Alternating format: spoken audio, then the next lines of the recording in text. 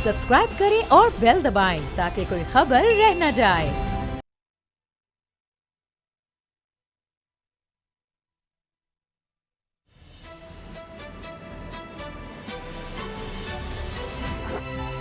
अब पता चला। बिस्मिल्लाहिर्रहमानिर्रहीम, अस्सलाम वालेकुम। मैं हूं मोहम्मद उसामा गाजी और आप देख रहे हैं अब पता चला। मियां नवाज शरीफ साहब को किसी तरह की शर्त कबूल नहीं है। नून लीग की तरफ से बयानात दागे जा रहे हैं। मरियम औरंगजेब साहिबा, अताउल्लाह तारड़ साहब, दोनों के बयानात आप देख रहे हैं, चल रहे हैं। ज़िली कमेटी में ये भी तारड़ साहब भी मौजूद थे और डॉक्टर अदनान भी मौजूद थे, जहां पर ये सारा मामला ज़ेर बहस रहा। और ना तो ये पूरे डॉक्यूमेंट्स लेकर गए थे बकौल वज़ीर कानून फ़रूक नसीम साहब, उन्होंने कहा इस पर मज़ीद बात होनी है। लेकिन अभी तक जो फैसला सामने आया वो ये है कि मियां नवाज शरीफ साहब का नाम ECL से निकाल दिया जाएगा, उनको बाहर जाने दिया जाएगा इलाज के लिए। इंसानी मामला है, लेकिन साथ मशरूत भी रखा गया है। एक तो वो ये बताएं कि कब तक वापस आ जाएंगे इलाज के बाद, और तकरीबन जो अदालत की तरफ से उन पर जुर्माना आयद किया गया था उसको बतौर बॉन्ड किसी तरह से जमा करा दिया जाए। इस पर नून लीग कह रही है कि नहीं जनाब, कोई शर्त कबूल नहीं है, सवाल ही पैदा नहीं होता। मियां नवाज शरीफ साहब किसी शर्त के साथ बाहर नहीं जाएंगे, बिला किसी शर्त के वो जाएंगे। जब उनकी मर्जी होगी वो जाएं, जब मर्जी हो आए। और किसी किस्म का कोई पैसा कोई ये नहीं कि पैसा जमा कराना है, कोई भी चीज़ जिसकी 7 अरब रुपए के करीब वो कीमत हो, वो आप बॉन्ड की सूरत में, जमानत की सूरत में हमसे ना मांगे, सवाल ही पैदा नहीं होता। जबकि साथ ही कल एयर एम्बुलेंस भी आ रही है। लेकिन सवाल यहाँ पैदा होता है कि अदालत के दरवाजे खुले हैं। अगर मियाँ साहब की तबीयत इतनी खराब है तो फौरी तौर पर पैसे या जो भी ज़र ज़मानत है किसी भी सूरत में जमा करा दिया जाए और बाद में अदालत आप चले जाए और वो मामला अदालत में फैसला आपके हक में आ जाएगा तो कोई मसला नहीं। फिलहाल आप इस पर क्यों फैसला नहीं कर रहे? ये नून लीग चाहती क्या है? क्या मियां नवाज शरीफ साहब की सेहत को जो खतरात हैं उसका इनको अंदाज़ा नहीं है? खुद ही बताते रहते हैं और फिर खुद ही ये कह रहे हैं कि किसी तरह की शर्त कबूल नहीं है। इसी बारे में हम बात करेंगे आज। असद खरल साहब मेरे साथ हैं, बाबडोगर साहब मेरे साथ हैं और मनाफ साहब ने प्लान बी का ऐलान कर दिया है। कल से उस पर अमल दरामद शुरू हो जाएगा। क्या खून खराबे का खतरा है? प्लान बी पे उन्होंने जो करना है उस पर हम बात करेंगे। शाहराहें ब्लॉक करने का, किसी को आने जाने नहीं देना, कुछ शटर डाउन, उसके लिए पूरी तरह वो अफरा तफरी फैलाने के लिए तैयार हैं। इस पर हम बाद में आते हैं। लेकिन पहले असद खरल साहब, ये बड़ा जुल्म कर दिया इस हुकूमत ने जनाब। इतनी जालिम हुकूमत सियासत कर रही है एक शख्स की सेहत पर। तीन दफा वो शख्स वज़ीर आज़म रहा है। शर्त आप कैसे लगा सकते हैं? वो कह रहे हैं कि जनाब पहले ही हमने अदालत में जो जमानत है उसके लिए वो करोड़ों रुपया जमा करा दिया है, तभी तो हमें जमानत पर रिहाई मिली है। तो अब आप कैसे हमसे कह सकते हैं? आप होते कौन है ये बात करने वाले? आपको इख्तियार ही नहीं है इस चीज़ का। उसामा साहब, ना तो नवाज शरीफ साहब सिक्योरिटी जो बॉन्ड है वो जमा कराएंगे, जो ज़र ज़मानत आप कह रहे हैं ना $800 मिलियन और जो 7 अरब, और फिर उसके अंदर जो शर्तें रखी जा रही हैं कि जो $800 मिलियन लंदन फ्लैट्स के बराबर जो बतौर ज़र ज़मानत रखेंगे। तो मियाँ साहब तो जो मर्ज़ी हो जाए, उनकी सेहत के साथ जो मर्ज़ी हो जाए, उनके जो बच्चे हैं माशाल्लाह, वो कभी भी अपने वालिद की सेहत के ऊपर इतनी ज्यादा रकम के सिक्योरिटी बॉन्ड देने के लिए तैयार नहीं है। क्या बात करें आप? ना नवाज शरीफ साहब देने के लिए खरबपति बच्चे हैं, ना 6 अरब 7 अरब साहिबा, कुछ भी नहीं है। ना पहले भी तो उन्होंने करोड़ों रुपए जमा करवाया, पहले भी करोड़ों रुपए जिस तरह हुआ है। उसामा साहब, यही लोग जब इक़्तिदार में होते हैं तो उस वक्त लोग घड़ियां महंगी पहन के इसलिए जाते हैं ताकि नवाज शरीफ साहब को पसंद आए और वो उतार लें। वो इसलिए पैसे ज्यादा डोनेशन पार्टी फंड के नाम पे देते हैं ताकि हम बड़े बड़े ओहदे लेंगे। जिन खोखर साहब ने वो 5 करोड़ का अरेंजमेंट किया है, 5-7 करोड़ जो भी है, जिस तरह से कैप्टन सफदर को नहीं दिया, उन्हीं लोगों से कह दें फिर कि वो अपने बहुत बड़ी रकम है। वन हाइड पार्क के हवाले से जब नवाज शरीफ साहब वजीर आजम थे तो उस वक्त इन्होंने मलक रियाज को कहा था कि 7 अरब का वाइट हमें यूके में दे दें, इधर से 7 अरब वाइट हमसे ले लें। तो उसने कहा, पहले इकबाल जैद अहमद को कहा, फिर उसके बाद मलक रियाज को कहा, फिर अली रियाज के साथ जो सेटिंग हुई वो अल्टीमेट होल्डिंग और हसन नवाज ने कि जी पैसे मैंने ले लिए हैं, ये बेच नहीं सकता। तो ये सारा खाता जो 42.5 मिलियन पाउंड का मामला था, अब वो इक़्तिदार में है नहीं। अब इनके ऊपर इन्वेस्ट जो करने वाले जो लोग थे, जो इन्वेस्टर हैं, जिन्होंने बड़े मुफ्त में इनसे बैंक लिए, फैक्ट्रियां सीमेंट की ली, अरबों रुपए के फायदे लिए। सर उनके पास अपनी वो दौलत है। खरल साहब आप कैसी बात कर रहे हैं? किधर दौलत है? खरबों रुपया है। वो दौलत तो पनामा में पड़ी हुई है, वो तो पार्क लेन के फ्लैट्स है, वो तो वहां पे बर्तानिया में फैली हुई है, यहाँ की वो तो सऊदी अरब के अंदर है, वो दुबई के अंदर है। यहाँ पे क्या है? यहाँ पे 1486 कनाल तो सिर्फ मरियम साहबा के नाम जमीन है, जाती उमरा के अतराफ में। थोड़ी सी वालिद की जिंदगी के लिए क्या उसको हमारा अगर इस तरह होता तो क्या आप सोचते कि हम कहते हैं उन पे सब कुछ कुर्बान। बेशक। तो आपने 1486 कनाल वो जमीन पे जफा मार के रखा अगर हुआ है। गलत फैसला बेटे तो उनके आप उधर challenge याशियां करते कर रहे हैं हैं, गुलशरे उड़ा रहे हैं और ट्वीट कर रहे हैं इंतहाई अजीबोगरीब किस्म के कि हमने निकाल लिया, हम ले गए, हम कामयाब हो गए। इधर से इनका अपना फार्म हाउस देख ले जाती उम्रा, माशाल्लाह उसकी 100 अरब से ज्यादा उसकी वैल्यू होगी। वो 3000 कनाल के अंदर है। वहां पे जो सड़कें हैं, वहां पे जो ऑर्गेनिक सब्जियां, जो फ्रूट है, 70-75 बाबर साहब ने आज मुझे सारी तफसील बताई है। चिड़ियाघर, फुटबॉल ग्राउंड, क्रिकेट तो ग्राउंड, वो उसको नीलाम करे। Dairy farm. और मैं अगली बार बताऊं नीलाम सामा नहीं, साहब, सर, ये सिर्फ अगर बॉन्ड documents दे भी रखने देंगे हैं। तो सोने ने किया गया पहले ही दफा नहीं देंगे बॉन्ड। आपको याद नहीं है शायद, मैं आपको याद करा दूं, जब 2000 में ये गए थे तो इनके सारे ये जाती उम्रा फार्म हाउस, इनके मॉडल टाउन के घर वहां पे बल्कि बन गया था, ओल्ड होम बन गए थे। ये नैब ने अपनी कस्टडी में लिए थे। ये किस्तों में बकायदा नैब को पैसे जमा कराते रहे शुरू में।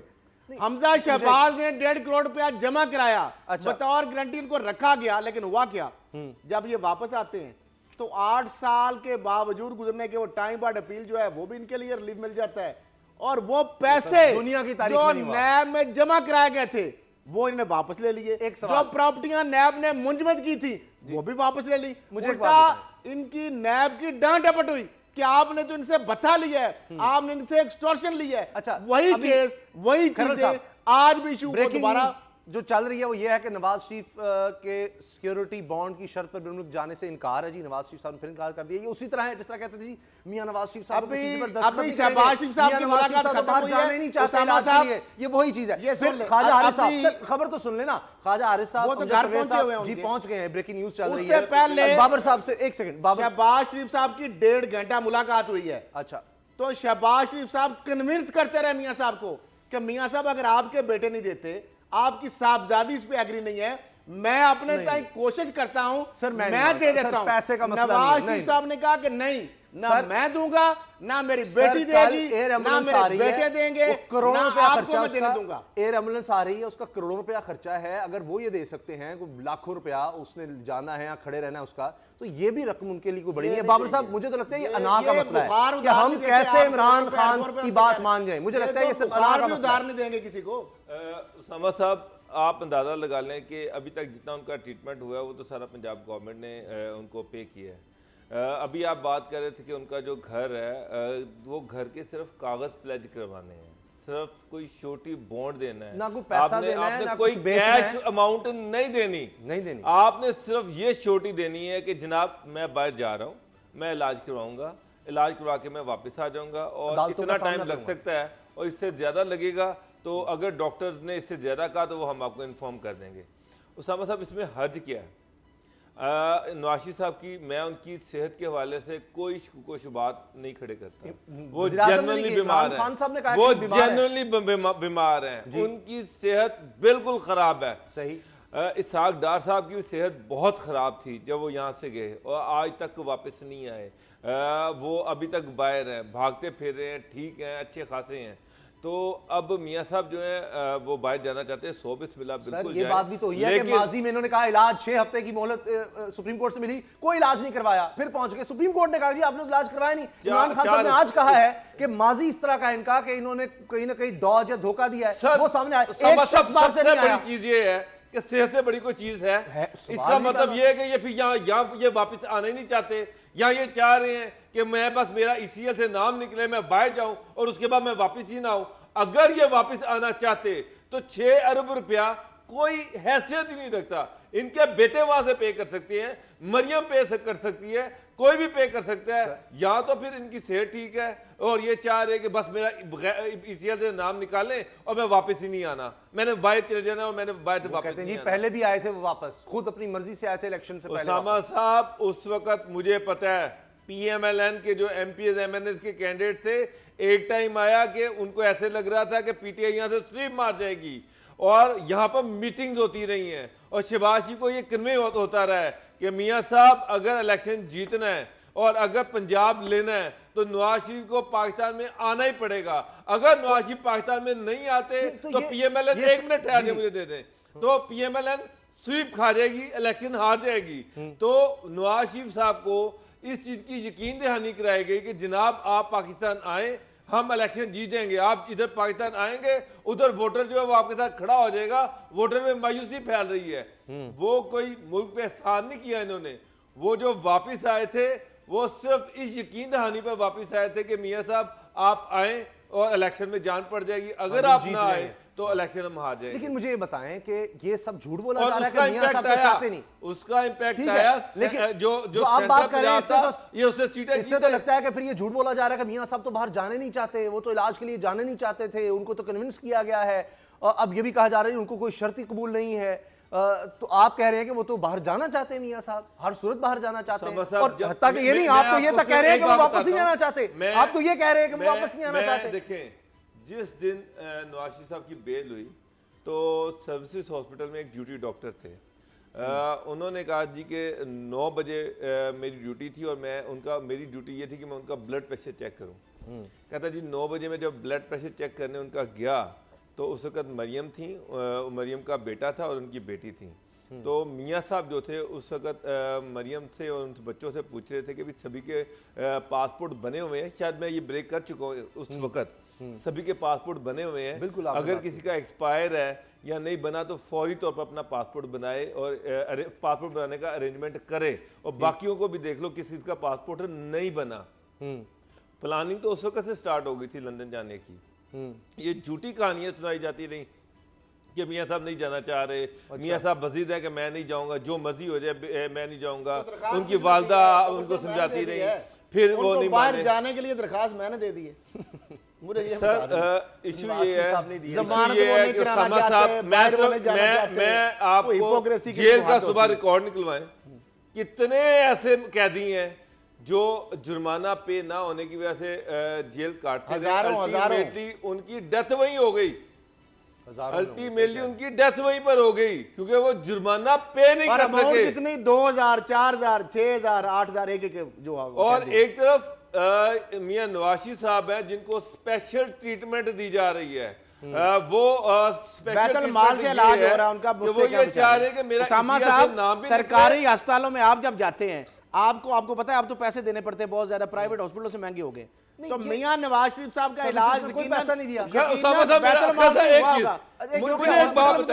मुझे एक बात बताएं, आज मियां साहब जो कह रहे हैं कि जी मैं किसी का एहसान नहीं लूंगा, मैं किसी से रिक्वेस्ट नहीं करूंगा, उसामा साहब जिस दिन ये सर्विस हॉस्पिटल से शिफ्ट हुए थे घर, तो इनकी ये ड्यूटी थी, इनको ये कहना चाहिए था कि भाई कितना बिल बना है, मुझे बिल की कॉपी दें, मैं ये पेमेंट करके जाऊंगा। मैं एडमिट हुआ था 20,000 मैंने दाखिल होने से पहले जमा कराया था। उसामा साहब क्या ये दाखिल अभी नहीं हुआ था सर, आप 20,000 पहले फर्ज नहीं बनता था पहले फीसर लिया। ये जो इलाज हुआ है ये ज़कात के पैसों से हुआ है। ऐसे ही है मियां साहब हॉस्पिटल में तो आपको उस वक्त क्या चाहिए बात कर रहे हैं आप?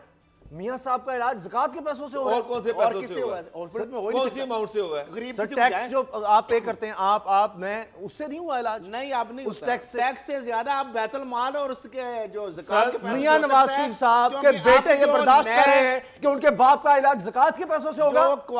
ज़वाबत है उसके मुताबिक। सर वो तो वज़ीर आज़म थे, कहते हैं वो तनख्वाह नहीं लेते थे। बड़े बड़े साफी जो उनसे मिलते हैं, नून लीग के साफी जो है, वो तो कहते हैं मियां साहब के ये देखे उन्होंने तो बेटी का अपने नवासी का वहां सालगिरह की थी बड़ी अजीमुश शान, तो उन्होंने खर्चा खुद दिया था सारा। उन्होंने तो तनख्वाह नहीं लेते थे। जाती उमरा का खाना जो था 8 club road chief minister secretariat से जाया करता था, 3 टाइम का खाना रिकॉर्ड पर है, अभी भी रिकॉर्ड पर है। 70 करोड़ की बाउंड्री वाल जो है वो टैक्स पे पैसे मैं इन चीजों को छोड़ दें, 10 रुपया 10 साल में बड़ा खानदान, इन चीजों को छोड़ दें, इन चीजों को 3000 सिक्योरिटी हल्का। मेरी एक बात सुने, आज कैबिनेट ने जो मीटिंग की है, ज़ैली कमेटी का इजलास बुलाया गया, नैब ने उनकी मुखालफत की है बाहर भेजने पे। नैब के तहफुजात हैं, उनको वो ये चाह रहे, उनका मुलजिम है जिसने उनको पेमेंट सर नैब की छोड़ दें, वो तो हुकूमत पर डालती है, वो तो कहती है। मैं आपको एक सबसे अहम पॉइंट टाइम नहीं है जो नहीं सर, ये बहुत जरूरी पॉइंट है, जल्दी से। मैं उस दिन प्रोसीडिंग में था, अभी चंद एक सरकारी चैनल ही मैं कहूंगा जो कि हर हवाले से मियां साहब को सपोर्ट करने पर तुले हुए हैं, मैं उस प्रोसीडिंग में था। मियां साहब के वकला जब लाहौर हाई कोर्ट में जस्टिस बाकी नशी साहब जो है उनकी अदालत में नवाशी के वकला बार बार कह रहे थे कि जनाब हम ये चाह रहे हैं कि ये सर्विसेज हॉस्पिटल में चौका नैब की कस्टडी में है, तो हमारा जो ये डिप्रेशन का शिकार है, ये डिप्रेशन जो है वो इस वजह से है कि एनवायरनमेंट नहीं है। ऐसे लग रहा है कि वो जो एक कैदी है इसकी वजह से इनकी बीमारी बढ़ रही है। हम कतन ये नहीं कह रहे कि ये बाहर जाएंगे, हम तो सिर्फ ये कह रहे हैं कि अगर हम उनको बेल दे दे तो जो जहनी डिप्रेशन है वो खत्म हो जाएगा, इनकी सेहत खुद ही ठीक होना शुरू हो जाएगी। एक बेल से उनका डिप्रेशन ठीक हो जाएगा। ये मियां नवाज शरीफ के जो वकील है ये उनकी वहां पे प्लीडिंग थी अमजद परवेज साहब की, मेरे सामने ये प्रोसीडिंग हुई है, उसमें एक दफा नहीं कहा गया कि ये बैठ जाएंगे। वजह ये भी थी कि कैप्टन सफदर की जो गुफ्तगू पकड़ी गई जिसके अंदर वो इंतशार फैलाने का पूरा मंसूबा था और जिसकी इंतशार की बात है तो एक और इंतशार तैयार है, वो उस पर बात कर लें। मौलाना फजलुर रहमान साहब प्लान बी की तरफ चले गए हैं, वो बड़ा खतरनाक है। लेकिन उससे पहले मेरी ये गुजारिश है कि नून लीग से कि देखिए विन विन सिचुएशन आपके लिए है, आप अंडर प्रोटेस्ट कोई डॉक्यूमेंट्स जमा करा दें और वकील आपके करोड़ों रुपया फीस लेने वाले हैं, वो अदालत जाएंगे, अदालतों ने पहले आपको रिलीफ दिया है, अब भी आप कहते हैं कि जनाब आपके पास हमने पहले जमानत रखवाई हुई है, हुकूमत नहीं ले सकती। मियां सबको इलाज के लिए जाने दे, इतनी उनकी हालत खतरनाक है कि जी एयरपोर्ट से घर नहीं जा सकते, सीधा हार्ले स्ट्रीट हॉस्पिटल जाएंगे। तो खैर मौलाना साहब पर आते हैं। मौलाना साहब अब हो गए हैं मायूस। अब खरल साहब नून लीग अपनी तरफ देख रही है, जरदारी साहब पर अभी हमने बात कर रही है, उनकी भी दरखास्त तो मुस्तरद हो गई। तो अब मौलाना साहब मायूसी में डेस्परेट हो गए हैं, वो कह रहे हैं जी प्लान बी है, लोगों को बुलाया उन्होंने, वहाँ मीटिंग की ज़िलाई जो उनके अहदेदार हैं कि कौन कौन सी शहरा बताओ भाई, कौन सी बंद करोगे, कौन सी मार्केटें तुम बंद करवाओगे, रावलपिंडी इस्लामाबाद में किस तरह से ये सारा कुछ करना है, और ए के साथ वो बी प्लान बी। तो आपको क्या लग रहा है हालात किस तरफ जा रहे हैं? मेरा ख्याल है मौलाना साहब अगर इसी डगर पे रहे तो वो इररिलेवेंट अभी भी हो रहे हैं और मजीद हो जाएंगे और वो पता साफ हो जाएगा उनका।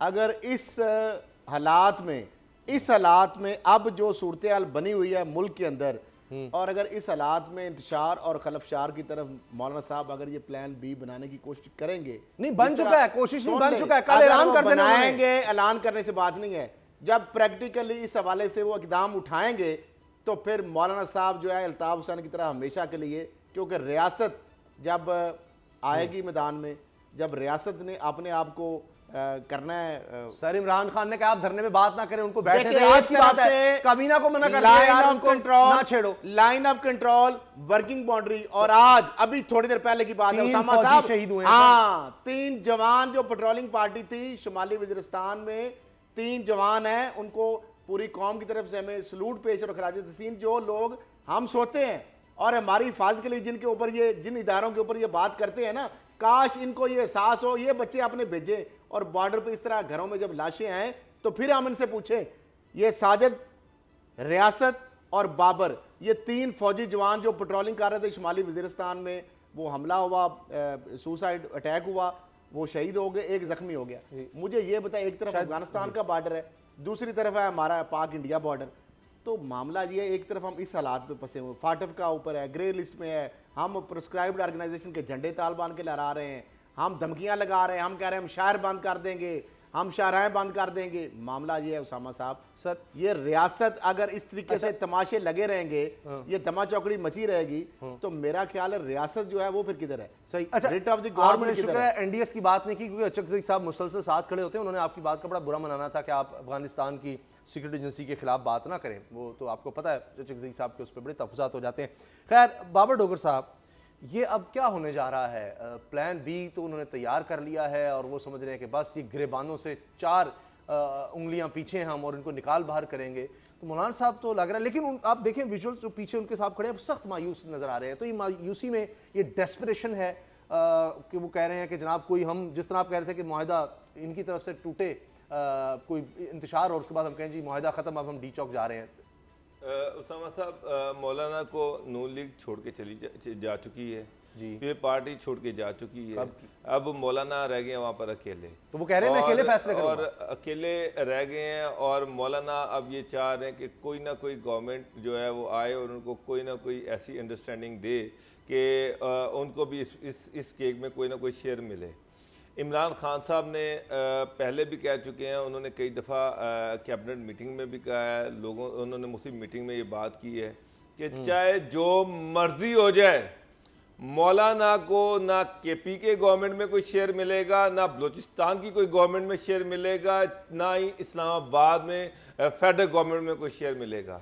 जितनी देर इन्होंने धरना देना दे लें। इवन उन्होंने ये भी कहा कि मौलाना 50 दिन भी बैठना चाहते हैं तो बैठ जाए, हम उनको तंग नहीं करेंगे बल्कि हम इनको फैसिलिटेट करेंगे।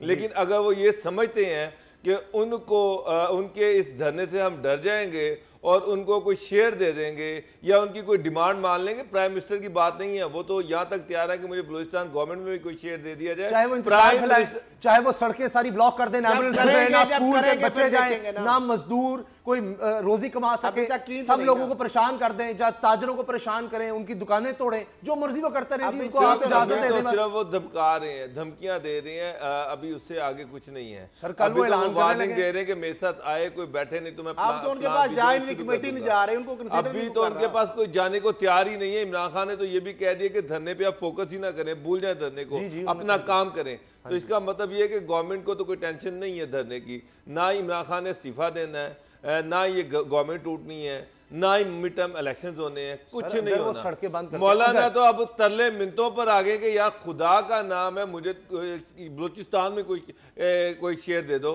ताकि मेरी कोई फेस सेविंग हो जाए। वो यहाँ तक आ गए हैं और प्राइम मिनिस्टर इस पर भी तैयार नहीं है। तो मुझे नहीं लग रहा कि गवर्नमेंट मौलाना को अब इतना कुछ सीरियसली ले रही है। आप देखेंगे कि मौलाना अल्टीमेटली मुझे डर है कि वो इस सख्त मायूसी में, डेस्परेशन में कोई इस तरह का कदम ना उठा दें कि जनाब चलो शुरू हो जाओ हंगामा के लिए सियासत से। सर ये मैं आपको पक्की खबर दे रहा हूं, अब उन्होंने मजहबी कार्ड इस्तेमाल करना है। नून लीग और पीपल्स पार्टी का मसला जब तक था, उन्होंने कहा था जी मैं मजहबी कार्ड इस्तेमाल नहीं करूंगा, यही शर्त थी ना, यही मसला था नून लीग और पीपल्स पार्टी का, जी आप मजहबी कार्ड इस्तेमाल करेंगे। कहीं ना कहीं वो उसको इस्तेमाल करते रहे। अब जब नून लीग पीपल्स पार्टी उनका साथ पहले ही छोड़ चुकी है, अब उन्होंने मजहबी कार्ड का शिद्दत से इस्तेमाल करना है, लोगों को सड़कें के ब्लॉक करने और हंगामे की तरफ तोड़-फोड़ और जलाओ घिराव। जब मौलाना एक्सट्रीम स्टेप ले लेंगे ना तो फिर कोई गवर्नमेंट लॉलीपॉप दे देगी उनको थोड़ा बहुत। चलें जी, लॉलीपॉप की बात हुई है तो जरदारी साहब के लिए क्यों कुछ नहीं किया जा रहा? एहतसाब अदालत ने तो कह दिया कि ये प्रॉपर फोरम ही नहीं है, हम नहीं ये इजाजत दे सकते कि जी आप जहां चाहें इलाज कराएं, या आप सुप्रीटेंडेंट जेल से बात करें या हुकूमत से बात करें। तो अब हुकूमत ने जो कुछ मियां नवाज शरीफ साहब के लिए किया था, तो जरदारी साहब के लिए वो सब कुछ क्यों नहीं? ब्रेक के बाद बात करेंगे।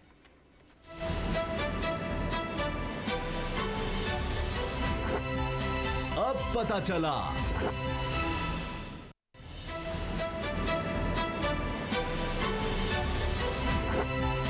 अब पता चला। मियां नवाज शरीफ साहब का तो नज़र आ रहा है कि अनकरीब जाना ठहर चुका है लंदन इलाज के लिए। ये बस अब ये मैं इसको ना का मसला कहूँगा, ये भी हल हो जाएगा क्योंकि अभी खबरें चल रही हैं कि लाहौर हाई कोर्ट से रुजू करने का फ़ैसला हो रहा है वकला की जानिब से नून लीग के। उसके बाद देखते हैं कि मामला किस तरफ होता है, लेकिन नज़र ये आ रहा है किसी न किसी सूरत मियाँ साहब तो चले जाएंगे। लेकिन जरदारी साहब का मामला अटक गया है। एहतसाब अदालत ने कहा है कि जी कराची उनको इलाज के लिए मुंतकिल करने का तो इख्तियारी इस अदालत के पास नहीं है, आप हुकूमत से इस बारे में रुजू करें। अब उनको पहले ही अस्पताल में इलाज भी मैसर है, 5 दिन उनकी मुलाकात भी हो सकती है, 2 दिन वकला से, 3 दिन फैमिली से, इसके अलावा उसको सब जेल करार दिया गया है। अब इस पर पीपल्स पार्टी बड़ी परेशान है और वो कहते हैं कि जनाब ये मियां नवाज शरीफ साहब को के लिए तो बाहर जाने तक की सहूलत है, हम तो बाहर जाने की बात ही नहीं कर रहे। तो असद खरल साहब फिर ये क्या करे हुकूमत? अगर नवाज शरीफ साहब के लिए बोर्ड बन सकता है तो जरदारी साहब भी तो साबिक सदर हैं, वो साबिक वज़ीर आज़म थे, ये साबिक सदर है। एक तो नवाज शरीफ साहब जिस तरह उन्होंने बताया कि वो बगैर श्योरिटी बॉन्ड के और बगैर तारीख दिए हुए वो बाहर चले जाएंगे, ये मैं आपको खबर दे रहा हूँ। चलो अच्छा, दूसरी बात रहेगी जरदारी साहब की। जरदारी साहब को चूँकि ठीक है, साहब अदालत ने जो बात की है वो कानूनी और आइनी तौर पर जो उन्होंने बात की है वो भी कराची चले जाएंगे। अगर नवाज शरीफ साहब इलाज के लिए बरूने मुल्क जा सकते हैं तो जरदारी साहब को आप कैसे रोक सकते हैं सिंध जाने से, जो उनका होम प्रोविंस है? तो मामला ये है कि उनके मामला भी जो हैं वो आलमोस्ट प्रॉपर फॉरम पे जाएंगे तो वहाँ से भी उनको रिलीफ मिल सकता है, वरना मेरा सवाल ये तो बात यह है कि जरदारी साहब भी मैं उसी फुटप्रिंट पे हैं, वही चलेंगे। इरजाज हसन साहब ऑलरेडी कह चुके हैं, सीनियर कानूनदान है, तो उन्होंने कहा है कि जनाब जब नवाज शरीफ साहब को ये रिलीफ दिया जा रहा है तो जरदारी साहब को क्यों नहीं, क्योंकि फिर वो सिंध कार्ड आ जाएगा, फिर वो मसले मसाइल बन जाएंगे। यानी इसका तो मतलब अल्टीमेटली जो है जरदारी साहब भी वो वहाँ पे पहुँच जाएंगे जहाँ पे उनकी ख्वाहिश है। मैं समझ गया हूँ। तो इसका मतलब बाबर साहब के कानून सबके लिए बराबर है, लेकिन उसके लिए शर्त यह है कि आप किसी पार्टी के गरीबों के लिए बराबर है। उन लोगों के, उस सतह के लोगों के लिए कानून एक बराबर है, और फिर एक और सतह है, पता नहीं कितनी सतह, मुझे तो ये समझ नहीं आती। इससे नीचे अगर आप MNA MP हैं तो एक और सतह है, फिर अगर आप बड़े बिजनेसमैन हैं तो और सतह है, फिर एक बिल्कुल गरीब तबका है उसके लिए तो फिर आप छोड़ ही दें। देखें उसामा साहब, नवाशी साहब के लिए कानून और है, उसके बाद आप जरदारी साहब के लिए कानून और है, नहीं, इन दोनों के लिए भी मुख्तलिफ है। सर इन दोनों के लिए भी मुख्तलिफ है। उसके बाद शाहिद खाकान अब्बासी के लिए कुछ और है। ख्वाजा बरदरान जो फैसिलिटीज़ इंजॉय कर रहे हैं जेल के अंदर रहते हुए, उनके लिए कानून और है, और एक गरीब आदमी के लिए कानून और है। कानून के कई दर्जे हैं। कानून जो है वो आपकी सोसाइटी में आपका जो स्टेटस है, आपके पास जितना माल है, आपकी जेब में कितने पैसे हैं, इसकी बुनियाद पर कानून जो है वो आम आदमी होता तो उसको आपका ख्याल है अस्पताल में इस तरह का इलाज ना मिलता जिससे जरदारी साहब को मिल रहा है, या उसको सब जेल में करार दिया जाता? उसामा साहब, आम आदमी को जब नैब जेल से लेके जाती है ना, नैब कोर्ट में हथकड़ियाँ लगी होती हैं, शेवें बड़ी होती हैं, बुरे हाल होते हैं। ख्वाजा साद रफीक की तरह बगैर हथकड़ियों के क्लीन शेव बेहतरीन कपड़े पहन के नहीं वो जाता। आप जरा गौर तो करें किस तरह से वो खल साहब जब जेल से बस बाहर निकलती है ना, तो उसके अंदर वो मुर्गियों की तरह तड़े होते हैं वो सारे, और बेचारे जालियों से बाहर देख रहे होते हैं। आप अक्सर ये नजारा देखते हैं, हाल आपने देखा, आप अक्सर वो देखते हैं कि वो जो कैदियों का हाल होता है, वो लैंड बेलदार का बेटा एमएनए भी होगा जेलों में। अगर एक बेलदार का बेटा एमएनए भी होगा जमशेद दस्ती, तो उसके लिए वो गरीबों वाला कानून। ये जो जेली कमेटी है उसका फैसला कहा जा रहा है 10 बजे आ जाना है कि मियां साहब को मशरूत तौर पर या किस तरह बाहर भेजना है, तो ये जेली कमेटियां भी नहीं बनती आम आदमी के लिए, ये काबीना के इजलास भी नहीं होते आम आदमी के लिए? 3-3 4-4 6-6 दफा एक दिन में कमेटियां बनती और सर आम आदमी की बात तो जेल सुप्रीडेंट वो ये नहीं कह सकता मरियम साहिबा की गैर कानूनी है ये शर्त। हाँ, एक फर्क जरूर है। आम आदमी का अगर बाप हो बीमार तो वो जमीन भी बेचता है, वो बीवी का जेवर भी बेचता है, वो अपने बच्चों की जो पढ़ाई है वो दाव पे लगा देगा, वो हर चीज घर की बेच देगा, लेकिन अपने बाप के इलाज के ऊपर कोई कंप्रोमाइज नहीं करेगा। सर ये कहा जाएगा यहाँ पे बदकिस्मती है कि एक इतनी अरबोंपति औलाद हो और बाप जो है इतनी तशवीशनाक हालत हो और वो सिर्फ बॉन्ड भी ना दे।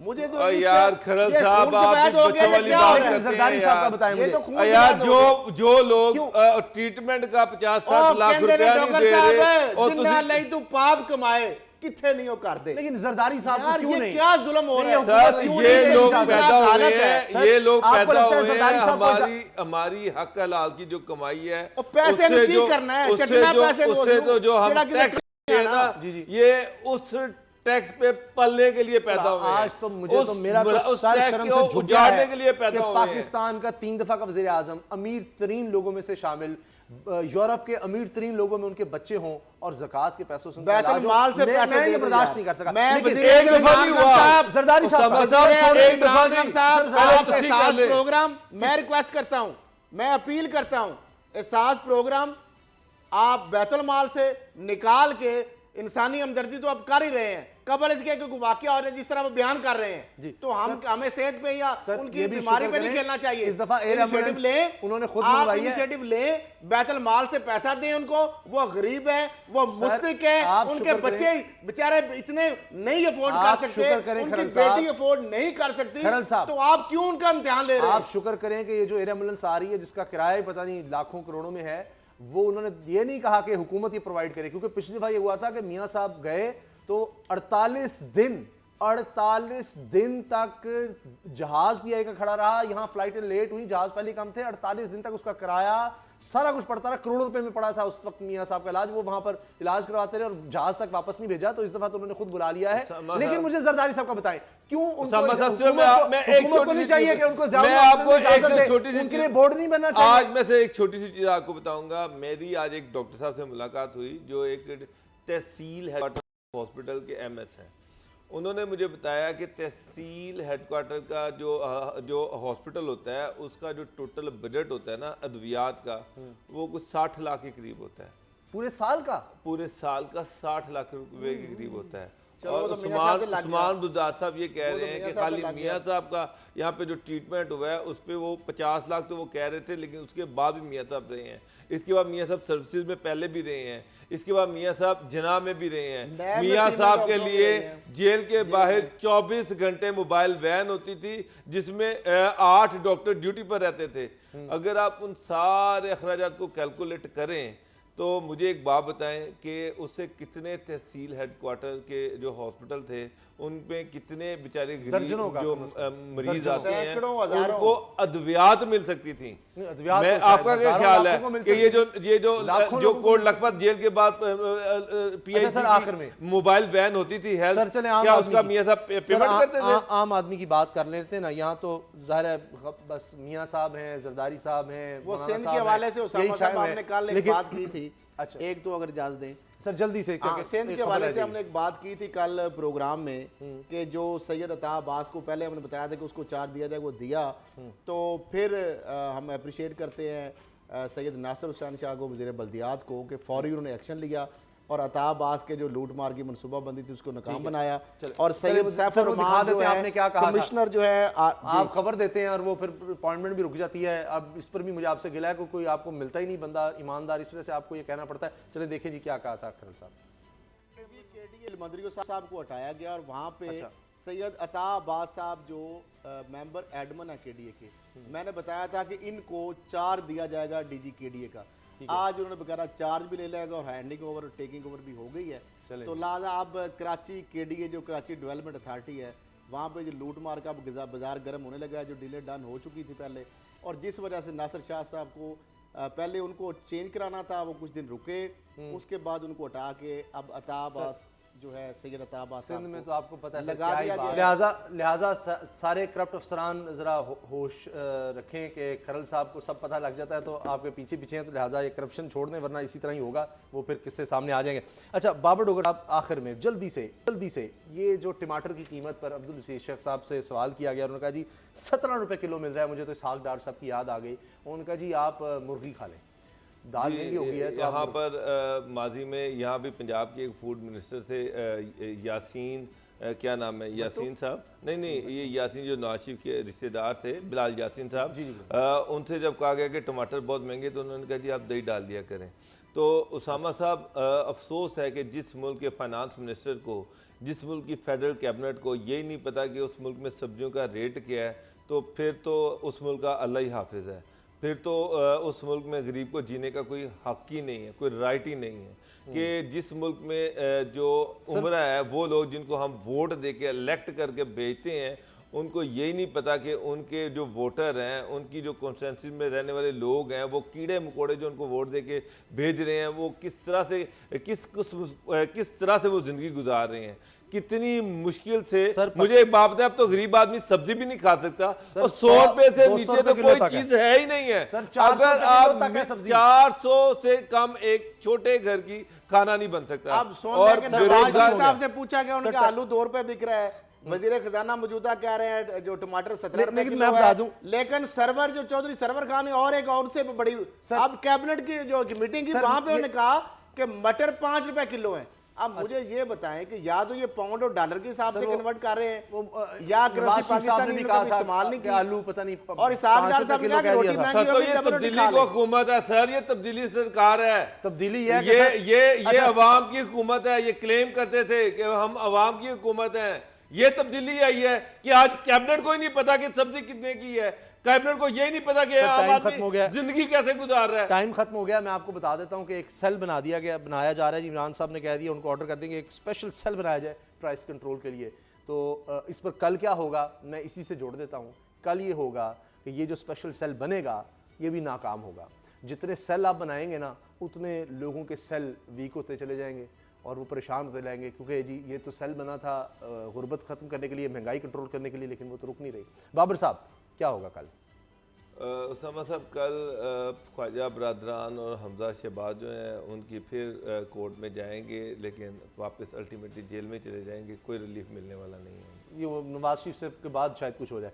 जनाब जी, कल सिंध के एक वजीर हैं, सूबाई वजीर हैं, बड़े आउटस्पोकन हैं, उनके खिलाफ नैब एक इंक्वायरी ऑथराइज करेगा। अगर कहते हैं तो मैं नाम भी बता दूं, लेकिन कोर्ट में ना चला जाए। मियां साहब कल और परसों बाहर नहीं जाने वाले, ये मैं आपको बता दूं। अच्छा, अभी कुछ दिन वो है तो सेहत का सर वो इतनी ज्यादा, लेकिन मौलाना फजल को लिफ्ट निकाल भी कराएगा। अच्छा, कल बी प्लान जो है उनका वो भी कोई सूदमंद साबित नहीं होगा। प्रोग्राम देखने का बहुत बहुत शुक्रिया, जो हमें याद रखिएगा। इजाजत दीजिए, अल्लाह हाफिज।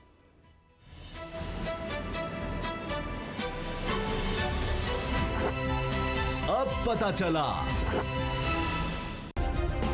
सब्सक्राइब करें और बेल दबाएं ताकि कोई खबर रह न जाए।